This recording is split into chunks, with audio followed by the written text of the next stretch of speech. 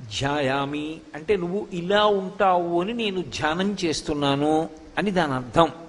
అమ్మవారు అసలు ఎలా కూర్చునుందని చెప్తున్నారు అన్నదాన్ని మీరు చాలా జాగ్రత్తగా ధ్యానం చెయ్యాలి. ఆవిడేదో పద్మాసని పద్మకరి, ఆవిడ ఒక పెద్ద తెల్లటి పద్మంలో కూర్చుని ఒక కాలు చాపడమో రెండు కాళ్ళు చాపడమో చేసి కూర్చుందని భావన చేసి పూజ ప్రారంభం చేసిన తరువాత ఇక లౌకిక సంభాషణ చెయ్యకూడదు.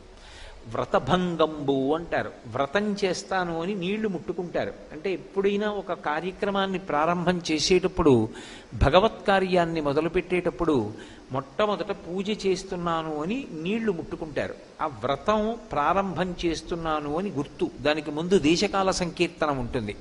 నేను ఫలానా ప్రదేశంలో ఉన్నాను, ఏదో శ్రీశైలస్య వాయవ్య దిగ్భాగే అంటారులా ఉంది. మీరైతే శ్రీశైలస్య వాయవ్య దిగ్భాగే ఏదో సూర్యాపేట పట్టణే స్వగృహే సమస్త దేవతా బ్రాహ్మణ హరిహర సన్నిధౌ అస్మిన్ వర్తమాన వ్యవహారిక చాంద్రమానేని శ్రీ విజయనామ సంవత్సరే దక్షిణాయనే వర్ష ఋతువు శ్రావణమాసే శుక్లపక్షే అని భృగువాసరే పౌర్ణమి ముందొచ్చేటటువంటి శుక్రవారం కాబట్టి ఆ రోజు ఏ తిథి ఉంటే ఆ తిథి చెప్పి, నేను నాకు ఏ శక్తి ఉన్నదో, భగవంతుడు నాకు ఏ శక్తినిచ్చాడో, ఆ శక్తి వలన నేను ఏ సంభారములను సమకూర్చుకోగలిగానో, సంభవద్రవ్యై సంభవదుపచారై, ఆయా ద్రవ్యముల చేత ఆయా ఉపచారముల చేత అమ్మా నిన్ను నేను పూజ చేస్తున్నాను అని సంకల్పం చేస్తారు.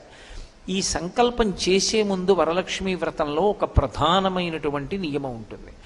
నన్ను మీరు సహృదయంతో అర్థం చేసుకోవలసి ఉంటుంది. ఒక శాస్త్రాన్ని మాట్లాడేటప్పుడు అందరికన్నా గొప్పవాడెవరు అంటే భర్త.